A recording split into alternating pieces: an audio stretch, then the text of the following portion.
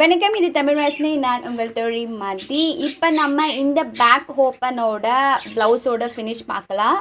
கை ஏற்றுறதெல்லாம் நான் உங்களுக்கு video upload பண்ணியிருக்கேன்.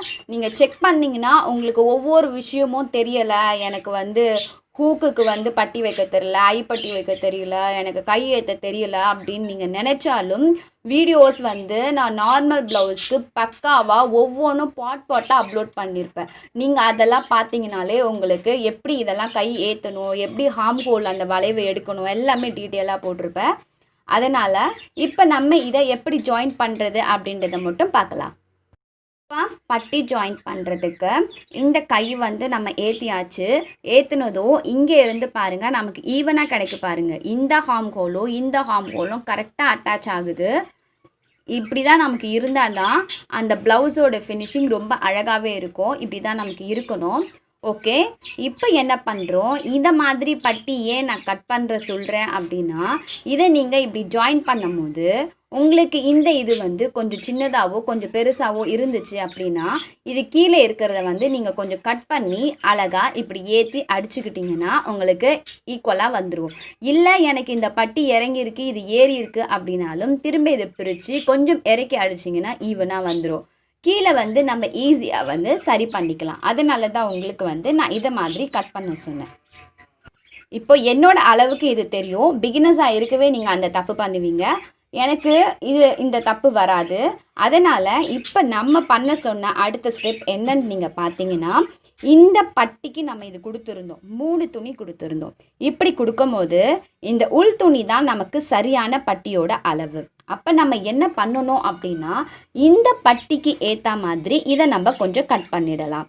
ஆனால் உங்களுக்கு ஏற இறக்க வரும் அப்படின்னு நீங்கள் நினச்சிங்க, உங்களுக்கு தைக்கிறவங்களுக்கு தெரியும் எனக்கு இந்த பட்டி ஃப்ரண்ட்டு சைடும் பேக் சைடும் ஏற இறக்க வரும் அப்படின்னு உங்களுக்கு இருந்துச்சு அப்படின்னா, இதை ஒரு முறை நீங்கள் சரி பண்ணி பார்த்துட்டு அளவு வச்சுட்டு அதுக்கப்புறம் நீங்கள் இந்த துணியை கட் பண்ணுங்கள். உங்களுக்கு எந்த அளவுக்கு ஏற்றி இருந்தாலும் அதை கட் பண்ணிக்கலாம், இறக்கி இருந்தாலும் அதை கட் பண்ணிக்கலாம். இப்போ எனக்கு கரெக்டான அளவாக இருக்கிறதுனால நான் எது சரியான அளவோ அந்த அளவுக்கு ஏற்ற மாதிரி நான் கட் பண்ணி எடுத்துக்கிட்டேன். இப்போ இந்த பட்டியை நம்ம ஃபஸ்ட்டு ஃபினிஷ் பண்ணி முடிச்சிடலாம். பட்டி உங்களுக்கு திரும்ப சந்தேகமாக இருந்துச்சு, எனக்கு இதுவாக இருக்குது அப்படின்னீங்கன்னா, அளவு ப்ளவுஸ் எடுத்துகிட்டு நீங்கள் திரும்ப ஃபினிஷ் அளந்து பாருங்கள். உங்களுக்கு வச்சு பார்த்தீங்கன்னா பட்டியோட அளவு இந்த அளவுக்கு வருது. நமக்கு இந்த 1/4 இன்ச் கீழே விட்டுருந்தோம் இல்லையா, அது கரெக்டாக இங்கே பாருங்கள், அதுக்கு கரெக்டாக இருக்குது. இது இந்த பீஸுன்றதுனால நான் சும்மா கொஞ்சம் எக்ஸ்ட்ராவே விட்டு வச்சுருக்கேன். இப்படி ஃபோல்ட் பண்ணும்போது கரெக்டாக ஃபோல்ட் பண்ணி அடிச்சுக்கலாம். இப்போ பாருங்கள், நமக்கு இதே மாதிரி மடித்து அடிக்கிறதுனால ரொம்ப ஈஸியாக இருக்கும். ஏன்னா நம்ம அளவு செக் பண்ணிடுறோம், அளவு செக் பண்ணிவிட்டு ஈஸியாக அடிக்கும். பிகினர்ஸ்க்கு இந்த ஸ்டெப்பு ஏன் ரொம்ப ஈஸியாக இருக்கும் நான் சொன்னேன்னா, இங்கே பார்த்தீங்களா, நமக்கு ஏற இறக்கம் வந்தாலும் இந்த ஒரு தையலை அப்படியே பிரிச்சுட்டு நம்ம கீழே இறக்கிக்கலாம், இல்லை மேலேயும் கொஞ்சம் ஏற்றிக்கலாம். இதனால் பிகினர்ஸ் எப்போவுமே பட்டி தைக்கும் போது இந்த மெத்தடை நீங்கள் இது பண்ணுங்கள். பட்டிக்காகவே நான் தனியாகவும் வீடியோவும் நான் அப்லோட் பண்ணுறேன்.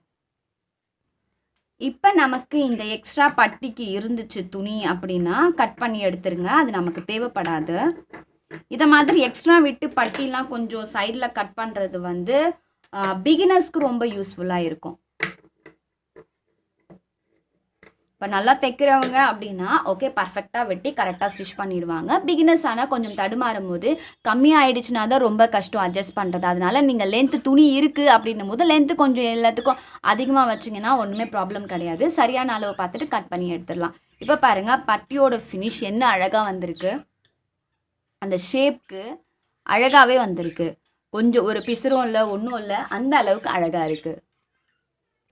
இப்போ பட்டி ஏற்றியாச்சு. சைடு ஜாயின் பண்ணுறது தான். சைடு ஜாயின் பண்ணுறது கூட தனியாகவே வீடியோ நான் அப்லோட் பண்ணியிருக்கேன். இதை நான் சைடு ஜாயின் பண்ணிவிட்டு காட்டுறேன். இது கையோட அளவு இப்படி வச்சு மார்க் பண்ணிக்குங்க. எந்த இடத்துல கரெக்டாக இருக்கோ அந்த அளவுக்கு மார்க் பண்ணிக்குங்க. மார்க் பண்ணதும் ஸ்டிச் பண்ண ஸ்டார்ட் பண்ணிடலாம். இப்போ ஃப்ரண்ட்டு சைடு பேக் சைடு இந்த அளவுலாம் நம்ம எடுத்துக்குவோம். நார்மல் ப்ளவுஸ்க்கு என்னென்ன வழிமுறைலாம் நம்ம பண்ணுறோமோ அதே அளவு தான் நம்ம பண்ணுறோம். ஃப்ரண்ட்டு சைடு எடுத்து இப்படி மடித்து ஃப்ரண்ட்டோட அளவுக்கு நம்ம எடுத்துக்கிறோம். அதே போல் பேக் சைடுக்கும் நம்ம வந்து இதை மாதிரி அளவு குறிச்சிக்கலாம். பேக் சைடு 2 சைடும் அளவு குறிச்சாச்சு. ஃப்ரண்ட் சைடும் வந்து நமக்கு ஏற்ற அளவு போட்டாச்சு. இப்போ நம்ம ஜாயின் பண்ணலாம். இப்போ அளவெல்லாம் குறிச்சிட்டு நம்ம இப்படியே ஜாயின் பண்ணலாம். ஸ்ட்ரைட்டாக எந்த அளவுக்கு வருதோ அதே அளவுக்கு நம்ம எடுத்துகிட்டு வரோம். அவ்வளோதான்.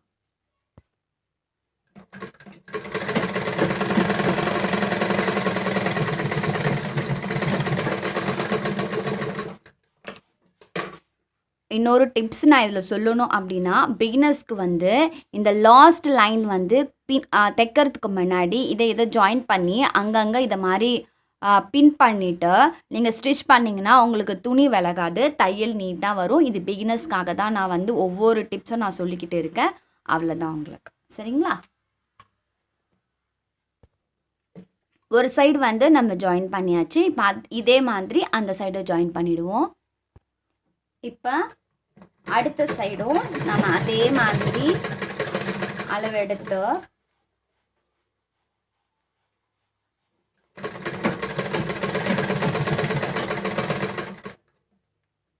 இன்னைக்கு பாருங்க, லவ் பேர்ட்ஸ் என்னவோ கத்தவே இல்லை. இந்த சவுண்ட் கேட்டோம்.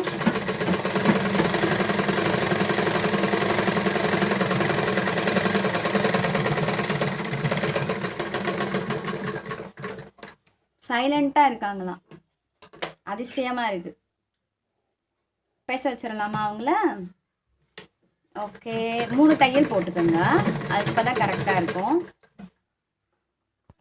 நான் முடிச்சிட்டேன். அம்மு சுற்றி சுற்றி பார்க்குறாங்க, கூப்பிட்றாங்க அப்படின்னு சொல்லிட்டு. பேசலாமா வேண்டாவான்னு பார்க்குறாங்க போல் அவங்க. ஃபினிஷிங் பாருங்கள் எவ்வளோ அழகாக நீட்டாக நமக்கு ஈவனாக வந்திருக்கு. எல்லாமே பார்த்தீங்களா எவ்வளோ அழகாக வந்திருக்கு.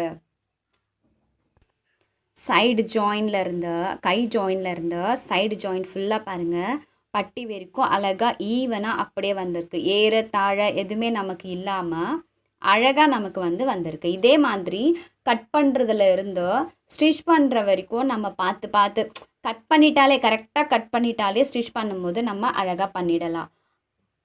இப்போ நம்ம என்ன பண்ணுறோம் அப்படின்னு பார்த்தீங்கன்னா, இதை மாதிரி லேஸ் ஏதாவது இருந்துச்சு அப்படின்னீங்கன்னா நீங்கள் வந்து தைக்கிறதுக்கு முன்னாடியே இதை மாதிரி அழகாக அதே ஷேப்புக்கு கொண்டு வந்து கொடுத்தீங்கன்னா ரொம்ப அழகாக இருக்கும். இங்கே இது வேணாலும் ஸ்டோனு ஏதாவது நம்ம லேஸ் வச்சு கொடுத்துக்கலாம். இப்போ என்கிட்ட எதுவும் இல்லை, அதனால் இதெல்லாம் கொடுத்தா அந்த லெவலுக்கு சூட் ஆகாது. அதனால் இப்போ உங்களுக்கு சிம்பிளாகவே நான் உங்களுக்கு தைச்சி காட்டியிருக்கேன். அடுத்து வந்து ஒரு விஷயம் என்னென்னா, நம்மளுக்கு வந்து பேக் ஓப்பன் ப்ளவுஸ் வந்து நம்ம எப்பவுமே ஸ்டிச் பண்ணும்போது ஒரு சில ப்ளவுஸ்க்கு பார்த்தீங்கன்னா ரொம்ப ரேர் தான் இந்த நெக்கு வந்து கரெக்டாக இப்படி இருக்கும். ஆனால் ஒரு சிலது வந்து ரொம்பவே அதிகமான ப்ளவுஸ்க்கு வந்து எப்பயுமே இங்கே கொஞ்சம் விழிஞ்ச மாதிரி தான் இருக்கும். இப்படி இருக்கும் நமக்கு போடும்போது. அதனால் என்ன பண்ணணும் அப்படின்னா, பேக் ஓப்பன் ப்ளவுஸ் பொறுத்த வரைக்கும் எல்லா ப்ளவுஸுக்குமே சரி, இங்கே வந்து ரொம்ப வேண்டாம். இந்த சென்டர் இருக்குது தெரியுமா, இதை வந்து நம்ம இப்படி கொஞ்சமாக வி ஷேப்க்கு இப்படி பிடிச்சிருங்க.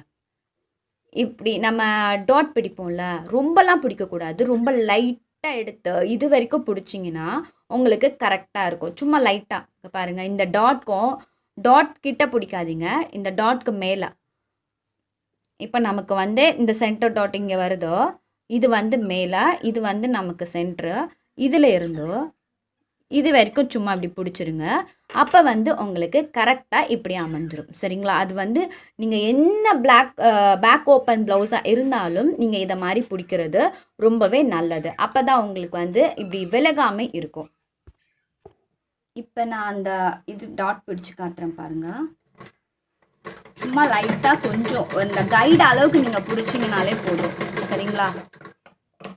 அப்போ வந்து நமக்கு ரொம்ப டைட்டாக கரெக்டாக பாருங்கள். சென்ட்ரு மட்டும் நம்ம லைட்டாக பிடிச்சிங்கன்னா போதும். அவ்வளோதான், ரொம்ப சின்னதாக அவ்வளோதான். சும்மா பிடிச்சிங்கன்னா உங்களுக்கு வந்து இது வந்து இப்படி விரியாமல் என்ன சொல்கிறது, பேக் ஓப்பன் பொறுத்த வரைக்கும் இப்படி தான் பண்ணணும். இதுதான் மெத்தட். அவ்வளோதான். சரிங்களா?